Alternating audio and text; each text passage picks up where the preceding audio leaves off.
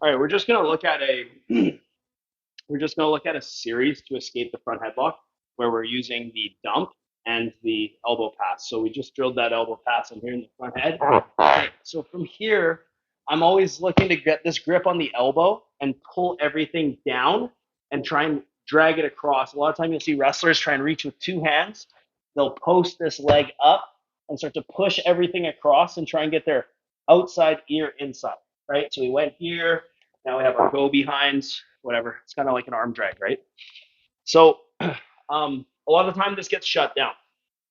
So when I go into this position and I try and do this elbow pass and I'm moving my body this way, my partner has to stay square. He has to follow me this way, right? You see, he's following me so that he can stay in a straight line.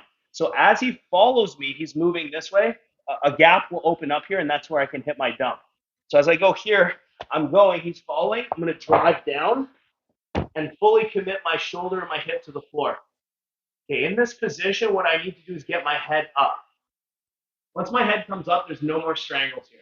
If my head stays in this pocket here, you can lock up Darce's, Anaconda's, head and arms. But as soon as I go here, there's no more strangles. Then I can take my hand and start reaching for his leg, and I'm going to scissor my legs and take the top position. Okay, so from here I have a grip on his elbow and a grip on his hamstring. And my head is here. So he tries to turn into me or turn away, I can just flatten him out and get my takedown or my score or wherever I'm hitting this from, get on top. And so look, if I'm going to hit my elbow pass, my hips generally do this so that I can turn the corner and move this way. If I'm going to hit my dump, my hips turn like this. So I'm going to be driving into this corner if I'm going to be hitting my dump. Basically, what I find really successful, it's going to sound silly, but I'm just going to spike my own head right into the floor, followed by my shoulder and my hip, like this. That's kind of what I'm looking to do, except I need to be pulling on his elbow. See, if he feels that the dump is coming, a lot of the time he'll shorten this elbow. He'll pull it up. Yeah, because he doesn't want me to pull the elbow down. And as I'm starting to go into my dump this way, he now starts to move his body to no, go to the other side. Otherwise, the dump is there. Yeah. See, but what that does is it exposes the drag. So we can play both of these moves together, depending on where my partner goes. Keep in mind, like I'm constantly trying to take him off my center line. So if we're here in the front head, the worst thing that I can do is sit here. If I sit here and I don't build height and I just stay in front of him, I'm exposed. He can strangle me. He can take my back. Okay. If I stop moving, I stop building height. It's what he wants. Any defensive position, like maybe let's say Adam was on my back. Okay. Any defensive position that I take, if I stop trying to escape, he's just going to start going right into his submissions. He's going to say, okay, he's not defending, and now he's going to go right into his submissions, and now I'm defending his submission. So essentially, he takes the lead, right? Now, let's say if he was on my back, and I immediately start moving my hips, and I immediately start misaligning the hips, fighting the hands, start getting my head off center. He's now worried about just keeping the position as opposed to dialing in his strangle. So we can use that logic here. The worst thing I can do as the defender is stay here.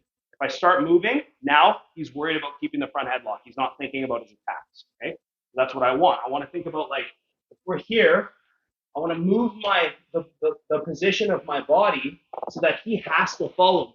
See, sometimes I just say, okay, I'm just gonna I'll risk headlocks just to build height. So I have to put my hands on the floor as he goes to like strangle me or whatever. I just get up and I just wrestle up. Okay, very, very common. And it's actually super hard to hold the front head when your partner does this. They just say, okay, go ahead, try and strangle me. I'm getting up and I'm backing and circling out.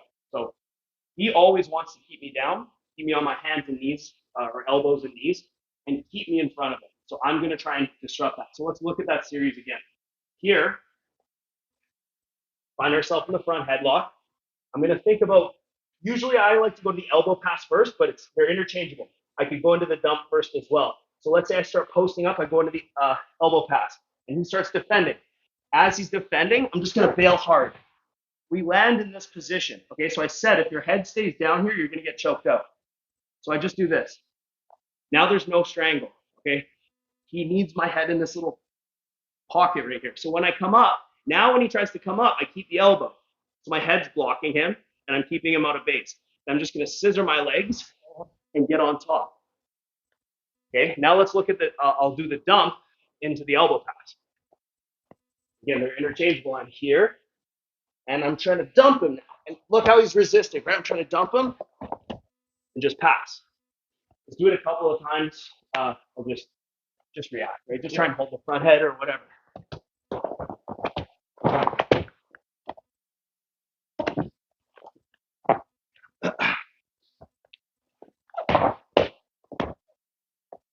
Okay, so one leads right into the other very nicely.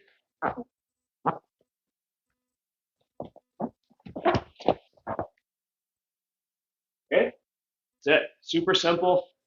Two very basic moves, but like really nice way to escape the front headlock. Got it? Okay, let's work on this. Ready? 1, 2.